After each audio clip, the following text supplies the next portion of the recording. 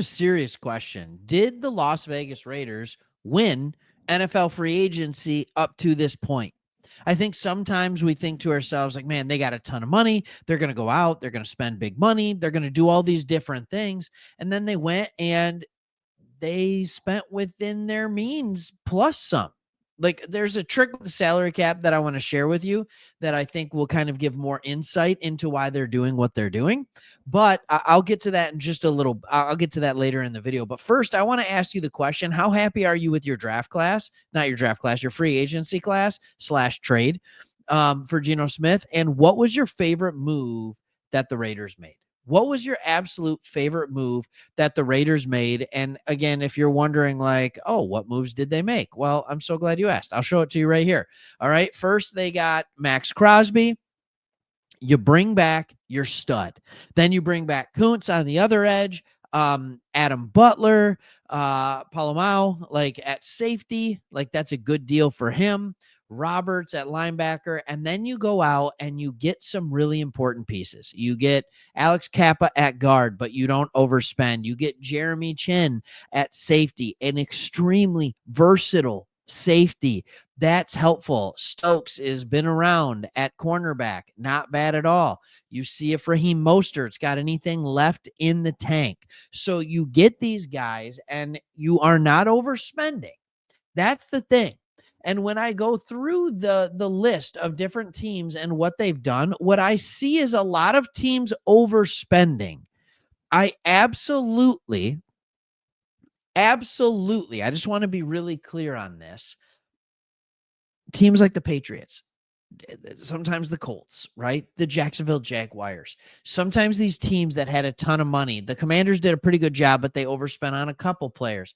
I don't see anybody that the Raiders overspent on. But the biggest gain of all of this for them is Geno Smith. And this is what you get. You get Geno Smith in the final year of his 3-year, $75 million contract. And what Geno Smith allows, and just let me explain this for a second, he gives you flexibility. He gives you flexibility. If he's playing great, he can be your starting quarterback for another 2, 3, 4 years, whatever you need him to be. He doesn't look like a guy who's slowing down anytime soon. If he's doing great, you can win with him. That's fantastic. If you want to get your quarterback of the future, let's say you fall in love with Shedeur Sanders and he falls to you at number 6. Geno Smith does not prevent you from drafting him. He doesn't do that. If you went all in on, let's say, Sam Darnold, right, like the Seahawks did, you are committed to Sam Darnold for the next 3 to 4 years. In this one, you are committed to Geno Smith for a year, but he will very happily stay with you. And then you still have all of your draft picks. You traded a 3rd-round pick for Geno Smith, but it was your late 3rd-round pick. It wasn't your early 3rd-round pick. So you're picking 6, 5, and 4, right, throughout the draft in those first 3 rounds, and you can get a ton of talent. And if you look at your team, I know what you're thinking, all right? And I can ask the question right now, what is the one position you still need more talent at? I could even give you 2, right? And I bet most of you, if you put a comment in there, if you didn't, put a comment in there, right? I bet most of you said wide receiver, and I bet a lot of you said running back, right? Because those are positions where it's like, what do you have? Now, you can do a lot of things. You can do a lot of things with that 6th pick. If you want to go wide receiver, you go Tet McMillan. If you want to go running back, you go Ashton Jeanty. If Shedeur Sanders falls, you can still possibly get your quarterback of the future. I think that could be a perfect spot for Shedeur to go. Perfect spot. Behind Geno Smith. Let him look. Let him learn, right? Like, Pete Carroll knows how to handle celebrities. Like, that's what he did at USC. He handled these things in Seattle, right? You can go wide receiver, you can go running back, but then this is such a deep running back class that you could do whatever you wanted. You could beef up your offensive line if you wanted to. You absolutely could do that. If you want to beef up your defensive line and maybe go Mason Graham, All right. Will Campbell from LSU at tackle. That'd be phenomenal. You want to help your secondary? You can go Jade Barron out of Texas. Like there is a ton. Malachi Starks. I wouldn't go that way. All right. There are a ton of talented people up at the top end. If you're happy with quarterback and Shedeur Sanders falls, you're going to get more trade value out of that pick. But I still think all of this goes back to Geno Smith. And I think something that's very important to remember is that Geno Smith is kind of Pete Carroll's guy. He was a really good quarterback in 2022 with Pete Carroll. He threw for 4,500 yards, 32 touchdowns.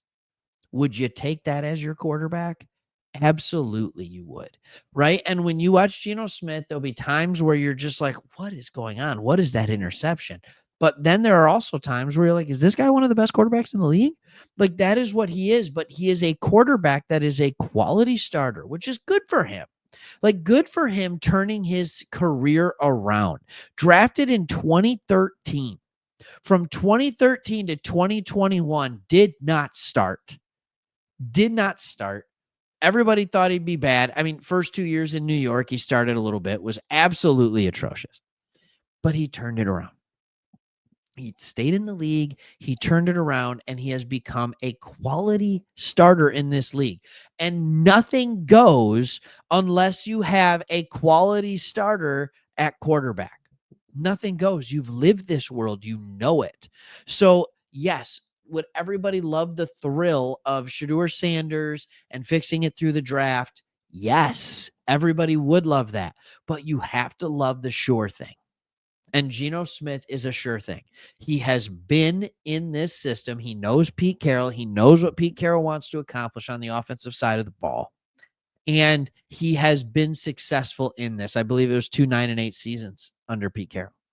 And so, like, he knows what he's got to do. Or maybe it was a 10-6 and a 9-8 because it might have been a 16-game season, 17-game season. I'm not sure.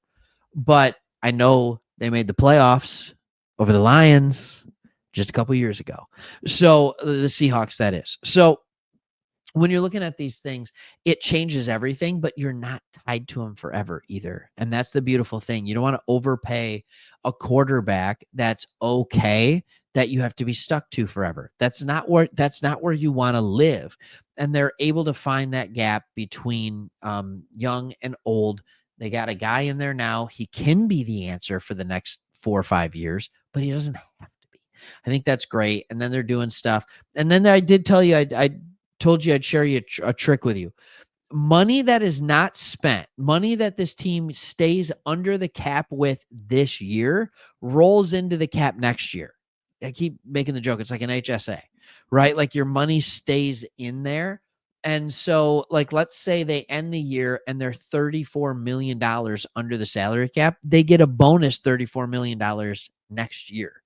Like that is something that's really good to use. And this year, I think they could be a good team. I think they can compete, but you're also getting ready and gearing up for what this team is going to be in 2 years, 3 years, 4 years. I think they can be good right now. That's not what I'm saying, but they might be even better later. All right. Did they win free agency? What do you think? Let me know.